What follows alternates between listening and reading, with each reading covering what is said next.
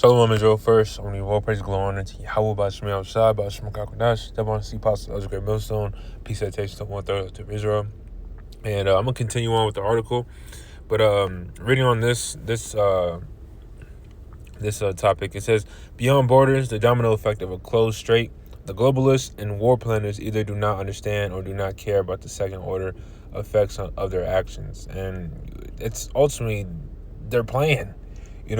Their plan is to, construct chaos so they can bring order about it. Hence the term order out of chaos. Because they have an agenda that they have to complete, and they can't just put the agenda out there and people just willingly comply. Why would they do that? So they have to push them. They have to push the people to desperation, for them to ultimately submit. It says their focus is on tactical victories and regime change, blind to the fragile web of global interdependence they are tearing apart. A primary example is the Strait of Hormuz. It is not just an Iranian choke point. It is the world's economic eroda. A prolonged closure would mean no microchips, no fertilizers, and the rapid unraveling of global supply chains that are already stretched thin. All right, it's going to continue to get worse. It says the entire global supply chain, from commodity sources to the end customer, is bathed in energy. Disrupt the flow of oil through the strait, and you disrupt every link in that chain. The economic vulnerability of industrialized nations to such an energy crisis is severe. As studies on energy vulnerability confirm, I believe the architects of this crisis are guaranteeing famine and industrial collapse. It says they are, and previous, or the last video, but above the article, it said we're not dealing with weeks no more, or days. It's like this is like hours. All right, so it's close. It says they are playing with fire in a room filled with explosives. Convinced of their own immunity, the resulting chaos will not be contained. It will wash over every continent, leaving scarcity, panic, and social breakdown in its wake. All right. Scripture that comes to mind. Let's go to 2 Ezra 15 chapter.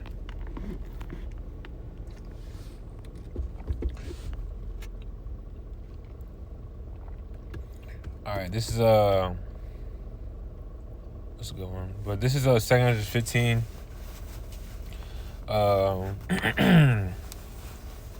Start at 14. It says, woe to the world and them that dwell therein, for the sword and the destruction draw nigh. And one people shall stand up and fight against another, and swords in their hands. It says, for there shall be sedition among men, and invading one another. They shall not regard their princes, nor their kings, nor princes, and the course of their actions shall stand in their power. A man shall desire to go into a city and shall not be able. All right, and one scripture that comes to mind is or not scripture, but today, Monday, I started ICE. There are TSA airports here in Phoenix, so you're gonna have a lot of people that are gonna have to cancel their trip. All right. It says, for because of their pride, the city shall be because of their pride, the city shall be troubled. The house shall be destroyed, and men shall be afraid. A man shall have no pity upon his neighbor, but shall destroy their houses with the sword and spoil their goods because of the lack of bread and for great tribulation. And ultimately, the 19 verses, the 19th verse is like the hammer on the head, because it basically talks about, the upcoming chaos from these events. Because, it's not just going to be, oh, there's no food, there's no water, or, power went out, or, blah, blah, blah. It's going to be, with these events, chaos and crime is gonna increase. It's gonna get bad out here. And, ultimately, one scripture that comes to mind right now is Isaiah 4:1. Isaiah 32:2. A man shall be a covert. For a hiding place. Roughly paraphrasing. So, it's gonna get ugly out here. But reading on down, it says It says the real agenda chaos as a tool for control. Order out of chaos. We must look beyond the superficial narratives of territorial disputes with national security. This pattern of engineered escalation fits a larger, more sinister agenda. From my perspective, the goal is what some analysts call the Great Taking, using systematic chaos to justify the seizure of private assets, the imposition of total digital control via central bank digital currencies, and the final consolidation of a global surveillance state. Societal breakdown is a perfect pretext for the tyranny. It says, this is not speculation. The same globalist forces that relentlessly push CBDCs, digital IDs, and censorship see it depopulated docile populace as the end goal. All right, and them CBDCs, ultimately it's gonna be waived by them the microchips. Get the whole world chip. Read Revelation the 13th chapter, 16 verse on down. He calls all, both small and great, rich and poor, free and bond, to receive a mark, in their right hand or on their forehead. So ultimately, in order to function in the society, you're going to have to take that chip, And shit, it's going to get ugly, but they're going to present that chip as a form of salvation. If you take that chip, you're going to have a missile with your name on it. All right, so, we're commanded not to take that chip, But reading on down, it says this is not speculation. The same. Okay, yeah.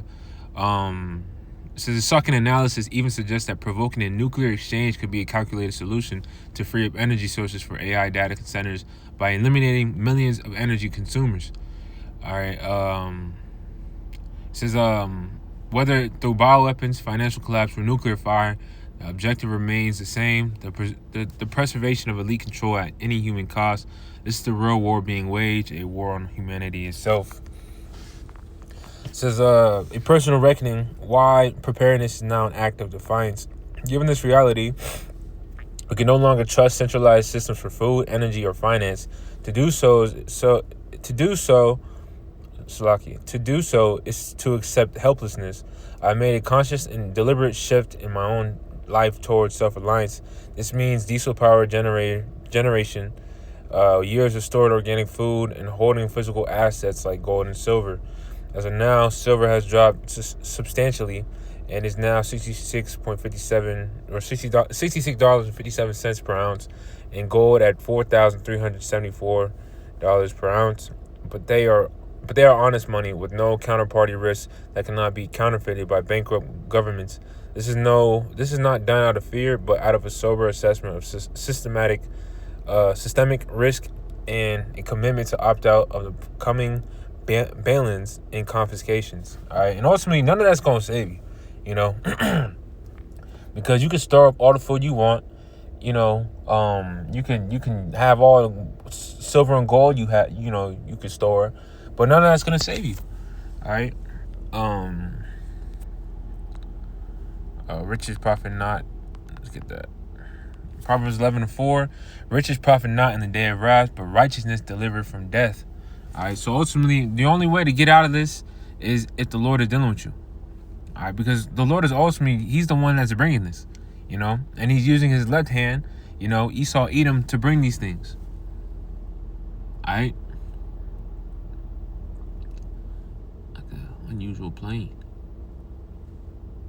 But yeah, so if you're not right with how about me outside, you're screwed. All right, hence it's now time to awake out of sleep and serve you how about me outside. All right, reading on down, it says self-reliance is our most logical and powerful response. Growing your own food, securing your own water, and holding tangible wealth is a direct rejection of the control grid. And you can have these things, but you're gonna have to fend that shit off, because you're gonna have a lot of people that didn't do these things, that gonna be coming to your crib to take your shit. All right, and they ain't gonna ask, they gonna take. That's why I read 2nd Ezra 15 and I believe it's 19. They're not gonna regard nobody. Lack of bread, spoiling your neighbor. These things are coming. But it says It says, it is a statement that we will not be dependent victims when their engineered system fails. As one interviewee emphasized, having a farm, being self-sufficient, and holding physical assets are crucial as we approach the collapse of the fiat dollar system. Preparedness is no longer a French hobby. It is an essential act of personal sovereignty and defiance against those who will make us serfs in the digital feud system. All right, so ultimately, one point is, you serving Yahweh by Shemel Shai, you don't got to worry about these things. The Lord said he going to help us. All right, let's get to Isaiah 41:14. Fear not thou worm Jacob. All right, Isaiah 41 and start at 10. It says, fear not thou, for I am with thee. Be not dismayed, for I am thy power. I will strengthen thee, yea, I will help thee, yea, I will uphold thee with the hand of my righteousness. Behold, all they that were incensed against thee shall be ashamed, and confounded they shall be as nothing. They that strive with thee shall perish. Thou shalt seek them, and shall not find them, even them that contended with thee. They that war against thee shall be as nothing, and as a thing of naught. All right, so, we don't got to worry. It says, for I, Yahweh by Shemel Shai, the power will hold thy right hand, saying unto thee, fear not, I will help thee. Fear not, thou worm Jacob, and ye men of Israel. I will help thee, saith the Lord, and thy Redeemer, the Holy One of Israel. All right, so we gonna be taken care of in the times to come. All right, because notice how it says in the scriptures, scriptures don't say prep food and water, prep extra clothes, canned stuff, all this shit. It don't say any of that. It just says trust in Yahweh by Shemel Shai. Because some way, somehow, we don't know exactly how the Lord's going to do it, but he's going to do it because he's a man that he should not lie. This is Isaiah 65:12. It says, therefore, while I number you to the sword, and ye shall all bow down to the slaughter, because when I called, ye did not answer. When I spake, ye did not hear, but did evil before mine eyes, and did choose that wherein I delighted not. All right, so those are for those who didn't want to get right, those that slapped the hand of the Lord away. But I'm going to keep reading. It says, therefore, thus saith the Lord Yahweh, behold, my servant shall eat, but ye shall be hungry. Are we not serving the Lord? It says, behold, my servant shall drink, but ye shall be thirsty. Behold, my servant shall rejoice, but ye shall be ashamed. All right, so we're going to eat and we're going to drink in the times to come. I believe it says in Job, it says, at famine and destruction thou shalt laugh. So what type of spirit is the Lord going to put his men in to be in that type of spirit to when all hell's breaking loose? All right, it says, behold, my servant shall sing for joy of heart, but ye shall cry for sorrow of heart, and shall howl for vexation of spirit. All right, and notice the tone of the article I'm reading. This nigga, he's scared. The nigga typing, he's scared. All right, but us as us of the men of the Lord, Lord willing, that's us. Who serve Yahweh by Shemel Shai in truth and sincerity. We excited. Because we know what's going on. We have stability. Isaiah 33:6. And we have hope. We have faith. We have trust in Yahweh by Shemel Shai that he's going to take care of us. All right. It says, and ye shall leave your name for a curse unto my chosen. For the Lord Yahweh by Shemel Shai shall slay thee and call his servants by another name. All right. But let me go back to the article.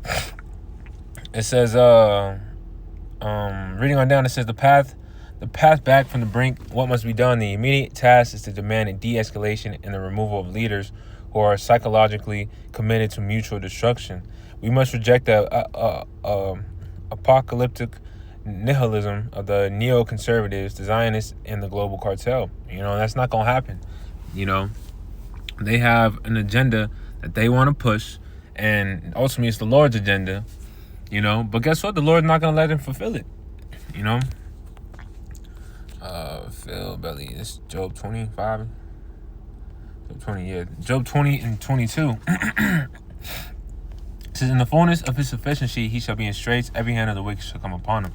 And this devil, he's going to have a hard time trying to fulfill his NWO.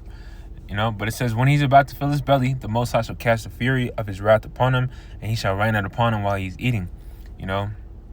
And, just when the devil's, he's got majority of the world chip, he thinking that he gonna fulfill it, then that's when these missiles gonna get shot off, And it says, he shall flee from the iron weapon, and the bow steel shall strike him through. It says, it is drawn and cometh out of the body, yet the glittering sword cometh out of his gall. Terrors are upon him. All right, it's talking about the missiles, and that's what's going on. We're at the lead up to it. You know, because missiles aren't just going to get shot off for no reason. No. So everything is escalating, and it's going to continue to escalate. But it says, this requires massive public pressure, a revival of anti-war sentiment, and support for voices of reason that are routinely censored by the corporate media. We must expose the lies that fuel these wars, just as independent media has exposed a false pretext for conflict in Ukraine and Iran. All right, shall fulfill. I'll just get that one. It's in Isaiah 55. Because he's sounding like he want to reverse this shit. He wants everything to go back to normal, but it's not going to. Isaiah 55:10, it says, For as the rain cometh down, and the snow from heaven, and returneth not thither, but watereth the earth, and maketh it bring forth in bud, that it may give seed to the sower, and bread to the eaters, so shall my word be that goeth forth out of my mouth. It shall not return unto me void, but it shall accomplish that which I please, and it shall prosper in the thing whereto I sent it. All right, and this is World War III. World War III is biblical, you know. Thus saith the Lord, and he wants it to happen, so it's going to happen.